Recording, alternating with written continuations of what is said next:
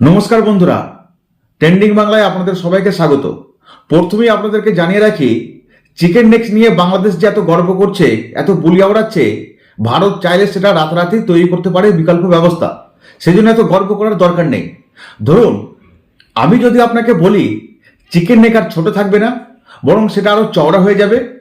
যে chicken neck নিয়ে বারবার চীন, পাকিস্তান আর বাংলাদেশের কিছু লোক হুমকি দিচ্ছে, সেই জায়গায় আঘাত করার কথা যত বলা হবে, ততই ভারত এটাকে আরো শক্ত আর চওড়া করবে।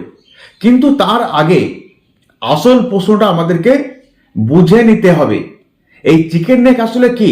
অনেকের মধ্যে একটা প্রশ্ন আছে, অনেকে বুঝতে পারেন না যে চিকেন নেক নিয়ে ভারতের সমস্যাটা কি। সত্যি কি এটা কোনো সমস্যা? এটা একটু অবশ্যই আমাদের জানা দরকার। আসুন আমরা জেনে নিই কেন একে ভারতের সবচেয়ে দুর্বল জায়গা বলা হচ্ছে, আর ভারত কিভাবে এটাকেই নিজের বড় শক্তিতে বদলে দিতে পারে। শুরুতেই আপনাদেরকে বললাম, ভারত চাইলে এটা করতে পারে। চিকেন নেক বলতে বোঝানো হয় ভারতের সেই সরু করিডরটাকে, যেটা মূল ভূখণ্ডকে উত্তর পূর্ব ভারতের রাজ্যগুলোর সঙ্গে যুক্ত করে। মানচিত্র দেখলে এটা ঠিক মুরগির গলার মতো চারপাশে চওড়া এলাকা, মাঝখানে খুব সরু একটা অংশ। এই অংশটার প্রস্থ মাত্র 22 কিলোমিটার। 22 কিলোমিটার মানে কি? অর্থাৎ বাইকে বসে 15 থেকে 20 মিনিটেই পেরিয়ে যাওয়া যাবে। অর্থাৎ এতটাই এটা একটা ছোট এলাকা। কিন্তু এই ছোট জায়গাটা ভারতের জন্য ভীষণ গুরুত্বপূর্ণ। এই করিডোর দিয়ে আসাম, অরুণাচল, মেঘালয়, নাগাল্যান্ড, মণিপুর, মিজোরাম এবং ত্রিপুরার সঙ্গে ভারতের যোগাযোগ ব্যবস্থা আজও টিকে আছে। এখান দিয়েই চা, কাঠ, তারপরে খনিজ, কৃষিজ পণ্য এবং আরও অন্যান্য গুরুত্বপূর্ণ জিনিস দেশের বিভিন্ন অংশে সরবরাহ করা হয়। যদি কোনোভাবে এই 22 কিলোমিটার এলাকা কেটে দেওয়া যায়, তাহলে উত্তর পূর্ব ভারতের সঙ্গে মূল ভারতের যোগাযোগ কার্যত বিচ্ছিন্ন হয়ে যাবে। সেই কারণে ভারতের দুর্বল জায়গা বলে প্রচার করা হয়। এইটাই হচ্ছে মূল জিনিস। এখন অনেকে ভাবছে চীন, পাকিস্তান আর বাংলাদেশ একসঙ্গে হলে কি এই চিকেন নেক ভেঙে ফেলা সম্ভব হবে? বাস্তবতা হলো, কথাই যত সহজ শোনায়, কাজে ততটা কিন্তু নয়। কারণ এই একটা সরু জায়গা ভাঙতে গেলে ভারতকে সরাসরি বড় যুদ্ধে টেনে আনা হবে। আর ভারত আজ আর আগের মতো দুর্বল নয়, এই কথাটা তারা খুব ভালোভাবেই জানে। তাই তারা এত সহজে এটা করবে বলে অন্তত মনে হয় না। বাংলাদেশের ভিতরে যে সাম্প্রতিক হইচই, তার পিছনেও এই চিকেন নেককে নিয়ে স্বপ্ন দেখানো একটা বড় কারণ। ওসমান হাদি নামের এক ব্যক্তি একটা তথাকথিত মানচিত্র ছড়িয়েছিল, যেখানে গ্রেটার বাংলাদেশের কথা বলা হয়েছিল। তার ধারণা ছিল চিকেন নেক ভেঙে ফেলতে পারলেই বিশাল এলাকা দখল করা হবে। পরে সে অবশ্য খুন হয়, কিন্তু তার মৃত্যুর পরেই আসল বিষয়টা সামনে আসে, কিভাবে এই ধরনের চিন্তাভাবনা ছড়ানো হচ্ছিল। আর সবচেয়ে বড় বিদ্রুপ হলো যে বাংলাদেশ আজ ভারত বিরোধী কথা বলছে, সেই বাংলাদেশকেই 1971 সালে ভারত রক্ত দিয়ে স্বাধীন করেছিল। হাজার হাজার ভারতীয় সেনা শহীদ হয়েছিলেন। সেই সময়ে পাকিস্তানি সেনাদের অত্যাচার থেকে বাঁচতে বাংলাদেশের মানুষ অনেক ভারতে পালিয়ে এসেছিলেন।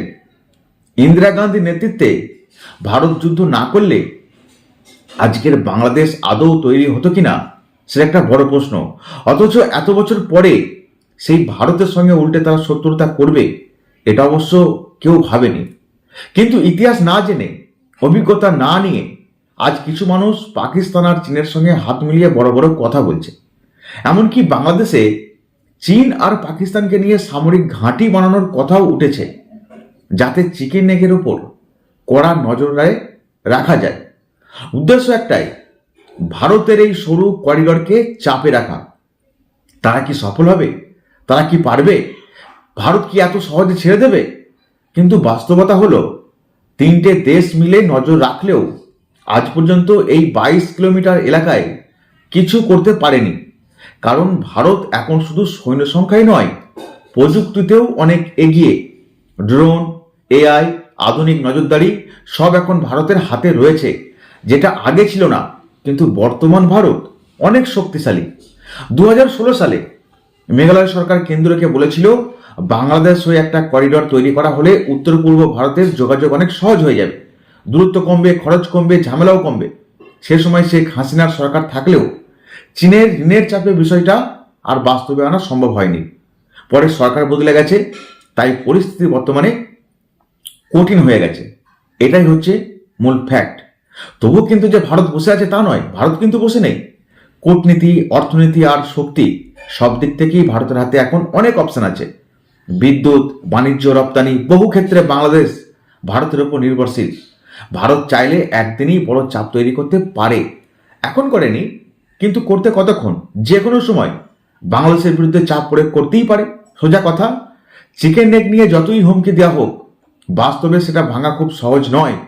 বরং এই চাপ যত বাড়বে, ভারত ততই এই করিডরকে আরো শক্ত, আরো সুরক্ষিত আর ভবিষ্যতে আরো প্রশস্ত করে তুলবে। চিকেন নেক ভারতের দুর্বলতা নয়, প্রয়োজনে এটাই ভারতের বড় শক্তি হয়ে উঠতে পারে।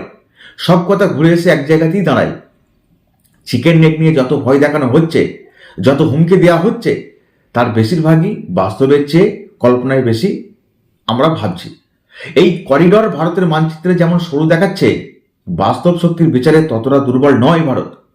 বরং এই জায়গাটাই আজকে দক্ষিণ এশিয়ার ভূরাজনীতির এক গুরুত্বপূর্ণ স্নায়ুকেন্দ্র, যেখানে চাপ দিলে শুধু ভারত নয়, চাপদাতারাও, অর্থাৎ যারা চাপ দেবেন, তারা নিজেদের বিপদ নিজেরাই ডেকে নিয়ে আসবেন। চিকেন নেক আসলে ভারতের ধৈর্য, দূরদর্শিতা আর কৌশলগত ক্ষমতার পরীক্ষা। যারা এটাকে ভারতের সবচেয়ে দুর্বলতা বলছেন এবং এইভাবে প্রচার করছেন, তারা ইচ্ছাকৃতভাবে আধুনিক রাষ্ট্রের শক্তির সংজ্ঞাটাই ভুলে যায়। আজ শক্তি মানে শুধু জমির প্রশ্ন নয়, শক্তি মানে অর্থনীতি, কূটনীতি, প্রযুক্তি, সামরিক সক্ষমতা আর আন্তর্জাতিক গ্রহণযোগ্যতা। এই সব কটি ক্ষেত্রেই ভারত গত কয়েক দশকে এমন জায়গায় পৌঁছেছে, যেখানে একটা সরু করিডর কেটে দিলেই রাষ্ট্র ভেঙে পড়বে। এই ধারণা যারা মনে পোষণ করে আছেন, তাদের জন্য আমরা দুঃখ প্রকাশ করছি। আর একটা বড় সত্য হলো ইতিহাস। ইতিহাস ভুলে গেলে ভবিষ্যৎও ভুল পথে যায়। বাংলাদেশ আজ যে স্বাধীন রাষ্ট্র, সেই ইতিহাসের ভিতরা গড়ে দিয়েছিল স্বয়ং ভারতই।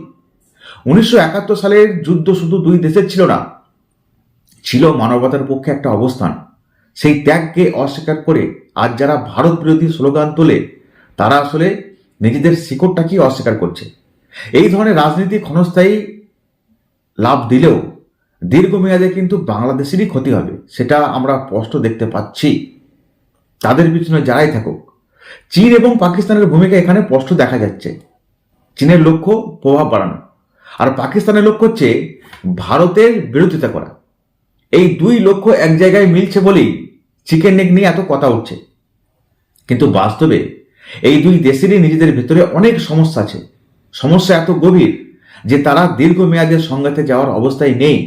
আর বাংলাদেশ যদি এই দুই শক্তির দাবার খুঁটি হয়ে যায়, তাহলে তার সবচেয়ে বড় ক্ষতি হবে বাংলাদেশেরই। বাংলাদেশ এই কথাটা ভুলে গেলে তার ক্ষতি সে নিজেই করবে। ভারতের দিক থেকে দেখলে একটা বিষয় পরিষ্কার, ভারত প্রতিক্রিয়ায় নয়, পরিকল্পনায় বিশ্বাস করে। হুমকির জবাব হুমকি দিয়ে নয়, প্রস্তুতি দিয়ে দিতে হবে। তাই চিকেন নেক যে অঞ্চলে ভারতের নজরদারি, সামরিক প্রস্তুতি, বিকল্প যোগাযোগ ব্যবস্থা আর কূটনৈতিক সক্রিয়তা, সবকিছু ধাপে ধাপে শক্ত করা হচ্ছে। ভারত জানে আজ চুপ থাকা মানেই দুর্বলতা নয়, অনেক সময় চুপ থাকা মানেই গভীর প্রস্তুতি। বাংলাদেশকে সেটা বুঝতে হবে। বাংলাদেশের জন্য এখানেই বড় শিক্ষা আছে। ভারতের সঙ্গে সংঘাতে যাওয়া নয়, সহযোগিতাই তার উন্নতির পথ। ভৌগোলিক বাস্তবতা বদলানো যায় না। ভারত পাশের দেশ, পাশেই থাকবে। বিদ্যুৎ, বাণিজ্য, চিকিৎসা, শিক্ষা, কর্মসংস্থান, এইসব ক্ষেত্রে ভারতের সঙ্গে সুসম্পর্ক ছাড়া বাংলাদেশের এই মুহূর্তে কোনো লাভ নেই। আবেগের রাজনীতি সাময়িক হাততালি এনে দিতে পারে, কিন্তু ক্ষুধা, বেকারত্ব আর ঋণের বোঝা কমাতে পারে কি? তার থেকেও সবচেয়ে গুরুত্বপূর্ণ বিষয় হলো, চিকেন নেক নিয়ে যে অতিরঞ্জিত আতঙ্ক তৈরি করা হচ্ছে, তা আসলে জনমত বাড়ানোর কৌশল। বাস্তব সমস্যার সমাধান না করে বাইরের শত্রু দেখানো হচ্ছে, বাইরের শত্রু বানানো হচ্ছে। এটা অবশ্য পুরনো রাজনৈতিক অস্ত্র, কিন্তু ইতিহাস সাক্ষী এই অস্ত্র একসময় ভোঁতা হয়ে যাবে। তখন মানুষ প্রশ্ন করবে, হিসাব চাইবে, বাস্তব ফল দেখতে চাইবে। তখন কি হবে? সাময়িক একটু লাভ দিলেও পরবর্তীকালে বাংলাদেশ ধসে পড়তে পারে। শেষ পর্যন্ত বলা যায়, চিকেন নেক ভারতের দুর্বলতা নয়, বরং ভারতের আত্মবিশ্বাসের প্রতীক। যত বেশি চাপ আসবে ততই এই অঞ্চল আরো সুরক্ষিত, আরো শক্তিশালী হয়ে উঠবে। মানচিত্রে দাগ কেটে রাষ্ট্র ভাঙা যায় না, রাষ্ট্র ভাঙে ভেতর থেকে। আর এটাই ভারতের ভেতর সেই ভাঙনের জায়গা নেই, এটাই সবচেয়ে বড় বাস্তবতা। বাংলাদেশ একটার পর একটা আমাদেরকে আমরা দেখতে পাচ্ছি, কখনো তারা চীনের সঙ্গে, কখনো তারা পাকিস্তানের সঙ্গে তালমিল রেখেই চলেছে। প্রতিবেশী রাষ্ট্র প্রতিবেশীই থাকবে, সহযোগিতা তারা করবে না। বর্তমানে ভারত তাদের কি করেছে না করেছে অতীতে, বর্তমানে আমরা সবটাই দেখতে পাচ্ছি। বর্তমানে হাসিনা সরকার যদি থাকতো হয়তো এই কথাগুলো বলার কোনো প্রয়োজন ছিল না, কিন্তু ইউনূস সরকার যা করতে আরম্ভ করেছে সেটা কিন্তু বিশ্ব দরবারে লজ্জার বিষয়। ভারতের হস্তক্ষেপ তারা ভুলে গেছে, তাদের জনগণকে ভারত বিদ্বেষী করে তোলা হচ্ছে, সেটা আমরা সোশ্যাল মিডিয়ায় দেখতে পাচ্ছি। তাদের এটা মনে রাখা দরকার, চিকেন স্নেক নিয়ে যদি ভারতকে চাপ দেওয়া হয়, ভারতের বিকল্প রাস্তা আছে, কিন্তু পাল্টা চাপ যদি ভারত আবার দিতে শুরু করে, বাংলাদেশ কোথায় যাবে? তখন পাকিস্তান কিংবা চীন যারা পাশে আছে বলে ধরা হচ্ছে, তারা সত্যিই কি তাদের পাশে থাকবে, নাকি ভারতের চাপে তারাও কুপকাত হয়ে যাবে? আপনাদেরকে এই প্রসঙ্গে আরো একটা কথা বলি, ভারত কিন্তু 1971 ভারত নয়। বর্তমানে ভারত বিরাট শক্তিশালী, অর্থের দিক থেকে, সামরিক অস্ত্রের দিক থেকে, সেনাবাহিনীর দিক থেকে, সব দিক থেকে। তাই ভারতের বিরুদ্ধে কোনো কিছু করার আগে অন্তত 100 বার ভেবে নেওয়া উচিত যে আমরা কার বিরুদ্ধে কথা বলছি।